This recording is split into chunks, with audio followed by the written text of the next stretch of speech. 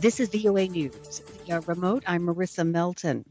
Every adult in the United States will be eligible within 2 weeks to be vaccinated against the coronavirus. This, according to President Joe Biden on Tuesday. He moved up by 2 weeks the previous May 1st deadline for open season for inoculations. The president's announcement comes amid a fourth surge of COVID-19 cases in the country, with an increase in infections among young adults.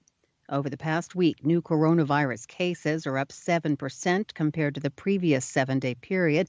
Hospitalizations have increased 3%, while deaths from the coronavirus are reported to be down slightly. The rise in infections is blamed on the loosening of mask-wearing mandates, higher attendance at public events, increased domestic travel, and the emergence of more contagious variants of the virus. The White House and health officials are struggling to keep prominent the message of continued vigilance after a tiring 13 months of life restrained by and the fear of the coronavirus. Other countries have appealed for help from Washington for doses of the vaccine, but the Biden administration has repeatedly stated its initial priority is making sure that Americans get inoculated.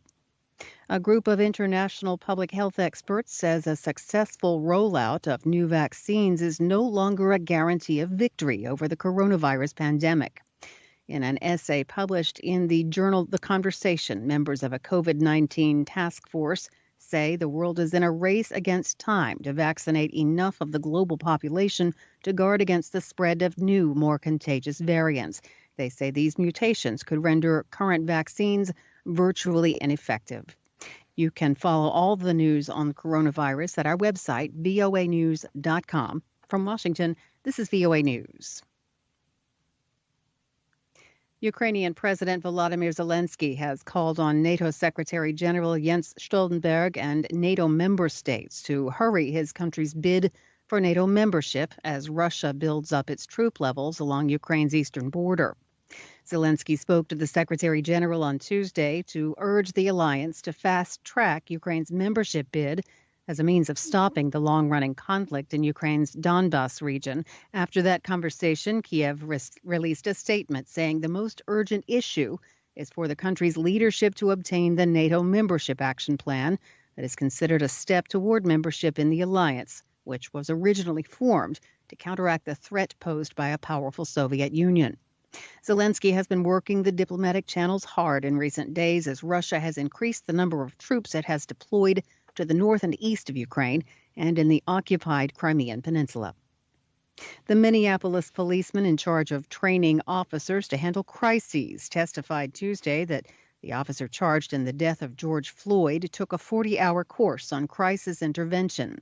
Sergeant Ker Yang told jurors on day 7 of Officer Derek Chauvin's trial that Chauvin was trained to identify crises and use techniques to de-escalate them. Yang was the latest of several Minneapolis police officers to testify as prosecutors aim to prove that Chauvin failed to follow training when he pinned his knee on the back of Floyd's neck for more than 9 minutes.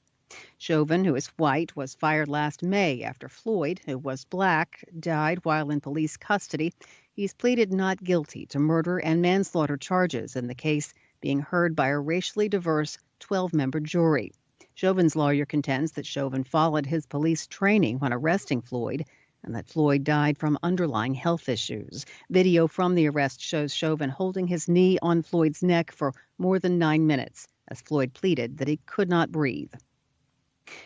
Israeli President Reuven Rivlin announced Tuesday he selected Prime Minister Benjamin Netanyahu to try to form a new government.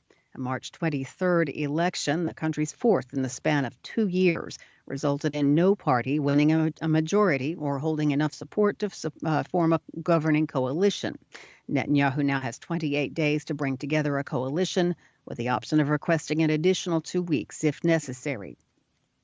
Arkansas became the first state in the United States to ban doctors from providing gender-affirming treatment for trans people under the age of 18 after the state's lawmaking body voted to override the governor's veto of the proposed state law. Via remote, I'm Marissa Melton, VOA News.